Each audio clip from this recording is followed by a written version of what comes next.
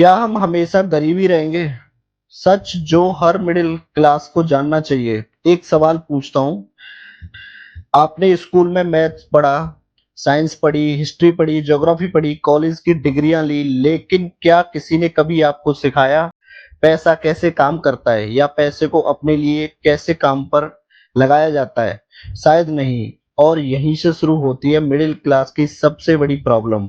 बचपन से हमें एक ही फॉर्मूला सिखाया गया, अच्छे नंबर लाओ, अच्छा कॉलेज मिल जाएगा, अच्छी डिग्री लाओ, अच्छी जॉब मिल जाएगी, और अच्छी जॉब मिल गई तो जिंदगी सेट हो जाएगी। लेकिन एक मिनट के लिए आपने अपने आसपास देखिए, कितने लोग हैं जिनके पास अच्छी जॉब है, अच्छी सैलरी है, फिर भी हर महीने सैलरी का इंतजार करते हैं। ईएमआई का प्रेशर है, सेविंग बहुत कम है, और फ्यूचर को लेकर टेंशन अलग।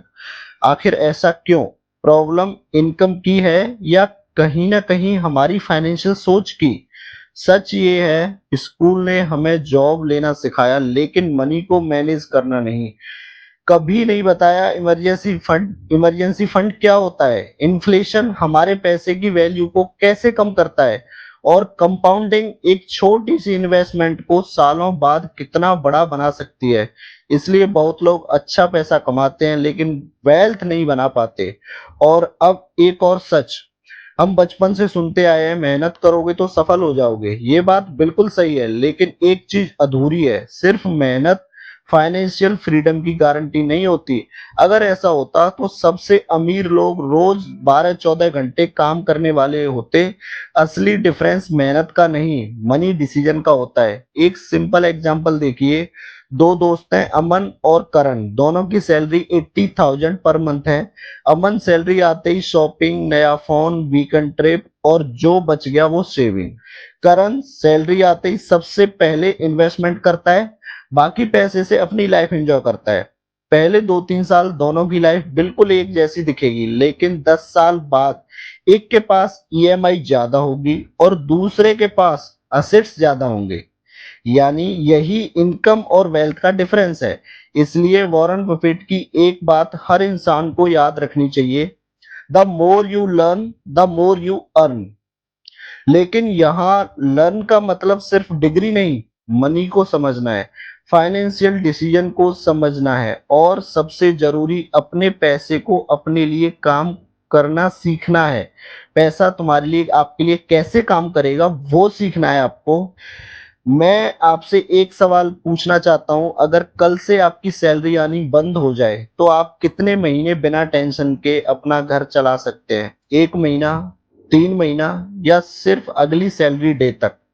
इसी सवाल का जवाब बताता है कि हम फाइनेंशियली कितने स्ट्रांग हैं। और यहीं से रिच और मिडिल क्लास की सोच अलग हो जाती है। मिडिल क्लास पहले सोचती है इस बार क्या खरीदना है। फाइनेंशियली स्मार्ट लोग सबसे पहले सोचते हैं इस बार कितना इन्वेस्टमेंट करना है।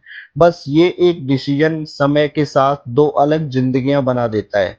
और अब सबसे इंटरेस्टिंग बात, अमीर लोग सिर्फ पैसा इन्वेस्ट नहीं करते, वो एक सिस्टम बनाते हैं जहां उनका पैसा उनके लिए काम करता है। लेकिन ये सिस्टम आखिर होता क्या है, और कैसे एक आम इंसान भी इसी शुरुआत ऐसे ही शुरुआत कर सकता है? चलिए अब इसी सबसे इंपॉर्टेंट राज को समझते हैं कि फाइनल वो सिस्टम होता क्या है। तो जिसकी वजह से कुछ लोग उम्र बढ़ने के साथ फाइनेंशियली स्ट्रांग होते हैं, और कुछ लोग सैलरी बढ़ने के बाद भी पैसे की टेंशन से बाहर नहीं निकल पाते। जवाब है असेट्स। असेट मतलब वो चीज जो समय के साथ आपकी जेब में पैसा डाले, ना कि सिर्फ आपकी जेब से पैसा निकाले। एक सिंपल एग्जांपल, मान लीजिए आपके पास 5,000 रुपये बचते हैं। आपके पास दो ऑप्शन है, पहला, हर महीने उन पैसे से बस खर्चा बढ़ाते रहिए। दूसरा, हर महीने उसी 5,000 को लॉन्ग टर्म इन्वेस्टमेंट में लगाइए, just like mutual fund, ETF, जो भी आपको समझ आता है। शुरुआत में कोई बड़ा डिफरेंस नहीं दिखेगा, लेकिन 5 साल बाद, 10 साल बाद, 15 साल बाद डिफरेंस सिर्फ पैसे का नहीं होगा, डिफरेंस सोच का होगा। यही से कंपाउंडिंग अपना कमाल दिखाती है। शुरुआत में लगता है कुछ हो ही नहीं रहा, लेकिन एक वक्त आता है जब आपका पैसा खुद पैसा बनाना शुरू कर देता है। और यही वेल्थ क्रिएशन का असली इंजन है।